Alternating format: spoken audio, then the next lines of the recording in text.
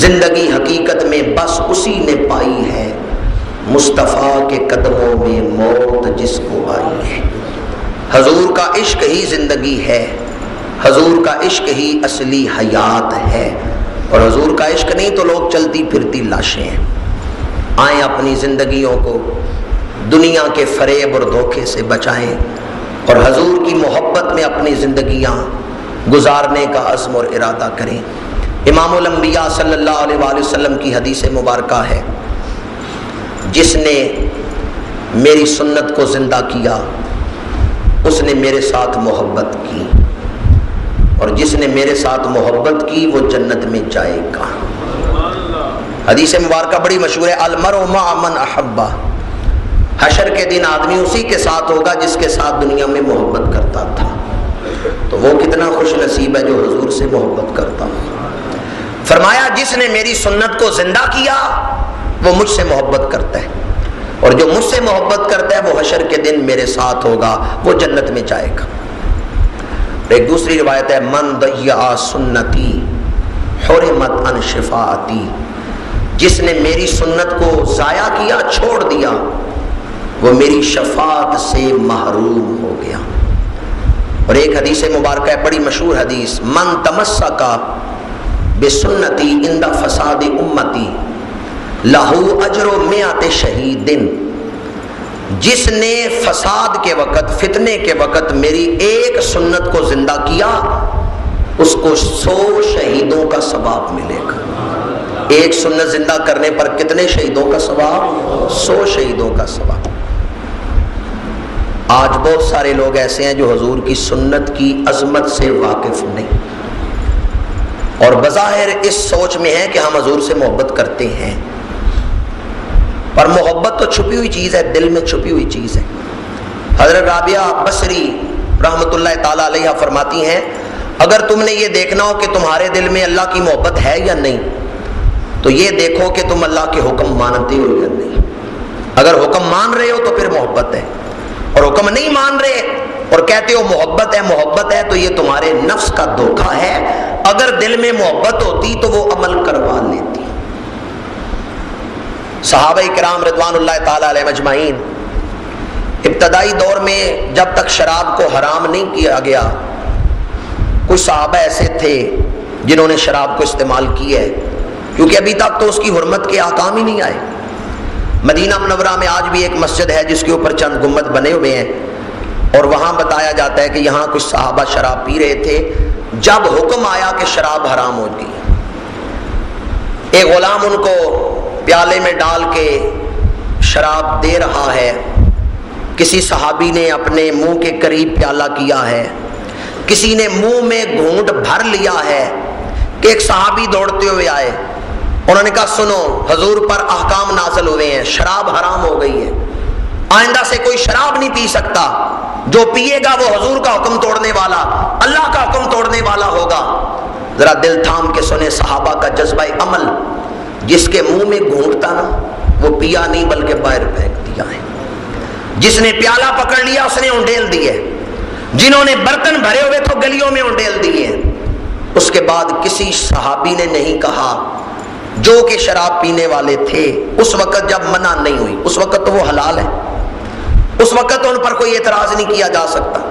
اگرچہ جلیل القدر صحابہ تو دور جاہلیت میں بھی بچے ہوئے تھے، حضرت سیدنا صدیق اکبر، حضرت فاروق اعظم، حضرت عثمان غنی، حضرت حیدر کرار، حضرت بلال حبشی، یہ جلیل القدر ہستیاں مقربین صحابہ ایسے تھے جو جاہلیت کے دور میں بھی بچے ہوئے تھے، لیکن کچھ صحابہ ایسے تھے کہ جب تک حرام نہیں ہوئی انہوں نے استعمال کی۔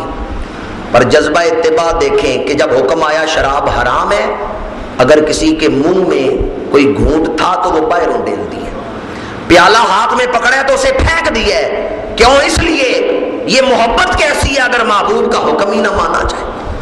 انہوں نے اپنی خواہش کو نہیں دیکھا کہ چلو یہ پیالہ تو پی لو آئندہ نہیں پیوں گا، چلو منہ میں جو گھونٹ ہے وہ گھونٹ بھر لوں آئندہ نہیں پیوں گا، نہیں، جب کانوں میں حضور کا حکم پہنچ گیا ہے بس عمل شروع ہو گیا ہے۔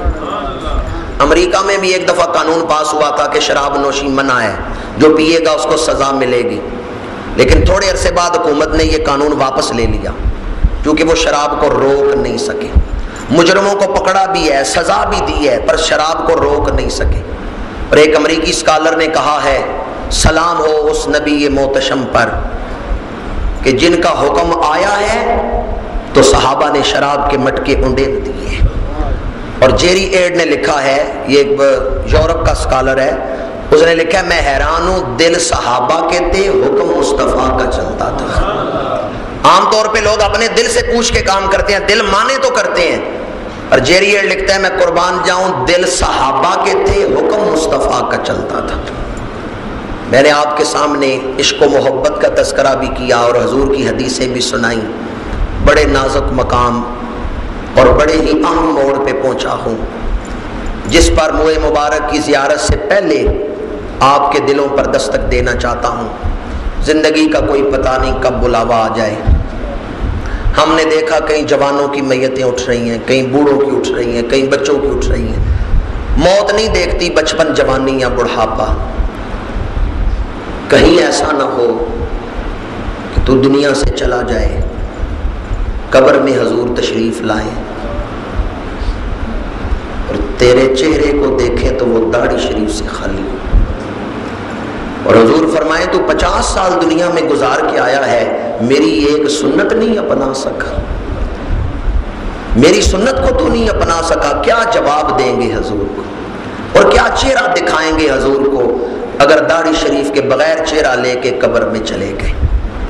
یہ نہ سوچیں بڑی زندگی پڑی ہے، بوڑھا ہو کے رکھ لوں گا، پتہ نہیں بڑھاپا آنا یا نہیں آنا۔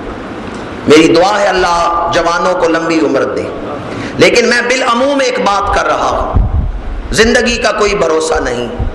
آئیں رمضان شریف کی اس بابرکت صبح، سوموار شریف والا دن جو حضور کے ساتھ خاص نسبت رکھتا ہے، اور حضور کے منہ مبارک کی زیارت سے پہلے اپنے دلوں کو سمجھا لیں، سارے نفع نقصان ایک طرف رکھ کے یہ عزم کر لیں حضور نے سنت مبارکہ داڑھی شریف سے حضور کا چہرہ مبارک مزین تھا، ہم بھی حضور کی سنت کو اپنائیں گے انشاءاللہ۔ تو آپ نے کہا ہے کوئی ہے جو اس ارادے کو پورا کرے اور ہاتھ کھڑا کرے کہ میں داڑھی شریف رکھوں گا؟